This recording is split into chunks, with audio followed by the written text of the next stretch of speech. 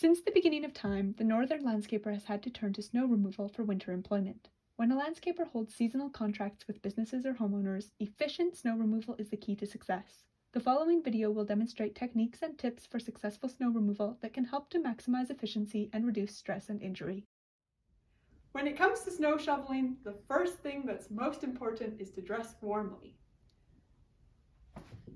Let's start with the socks. I always wear a layer of thin woolen socks first, and then I add a second layer of thicker socks afterwards.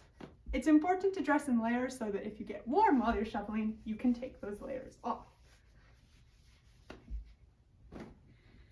Hoodie over my turtleneck.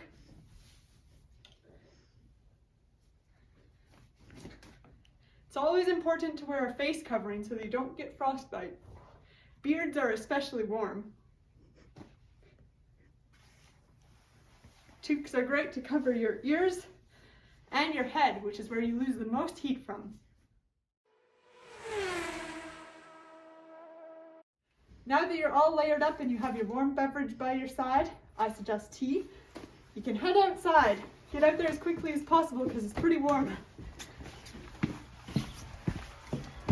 Once you're outside, you want to start off by doing your stretches. Now that you're finished stretching, you want to assess the type of shoveling that you'll be doing. If you're going to be dealing with a lot of ice, you might want to go with something like this. It's pretty heavy, it's got a lot of weight, it's got a sharp edge right here for breaking that ice and just scraping it off again. If you're dealing with something a bit lighter, just regular snowfall, it's always nice to go with a shovel like this. Sometimes for better ergonomics, you can get something with a nice bend. We don't have anything like that here, but I'm going to choose this shovel because the blade is a little bit better. I'm going to peel off some of the extra plastic that's here. Put that in my pocket so they're not littering.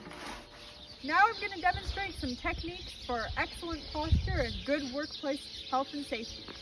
When you're shoveling, make sure you bend your knees and lift with your knees and not your back so that you don't hurt yourself.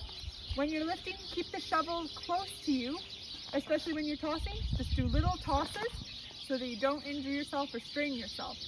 Finally, when you're shoveling, make sure you switch between both arms so that you work out both sets of muscles equally and you get equally as strong.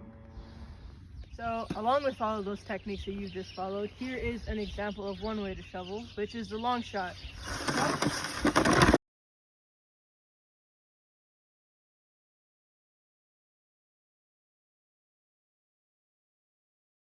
This is best for light and fluffy snow. If you have a wide sidewalk, you can just do it again, and that way you get the most bang for your buck. Next type of shoveling is called the snow plow. Works best if you have many members on your crew and a wide space to shovel. Make sure you have a good overlap so you're catching the next person's snow.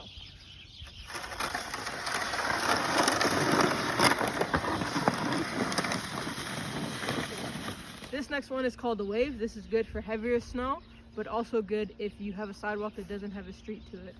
So you're just doing nice swoops that are very short so that you don't hurt your back or your body while doing it.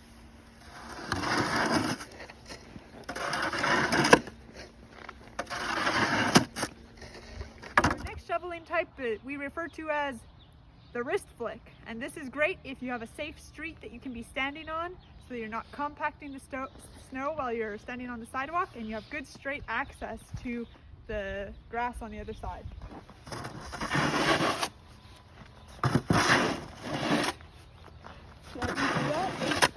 So snow is an excellent insulator. So if you have a lot of plants, you can use the snow to effectively insulate the plant. But one thing to keep an eye on is to make sure that you're not bearing too much weight on the shrub itself or on the plant. So if you have a shrub that is kind of bent over with too much snow, now is a good time to give it a little shake. Preferably to do this before you start shoveling if it overlaps or if it reaches over the sidewalk so that you're not shoveling twice. Another thing to keep an eye out for is to make sure that you're not bringing any salt from the road and putting it on plants that might be harmed by salt. So just keeping an eye out for neighborhood techniques, making sure that none of your neighbors are using salt before you put it on your plants. Remember, it's super important to take breaks, stay warm, and drink warm liquids. As always, I recommend tea. And of course, make sure you're having fun.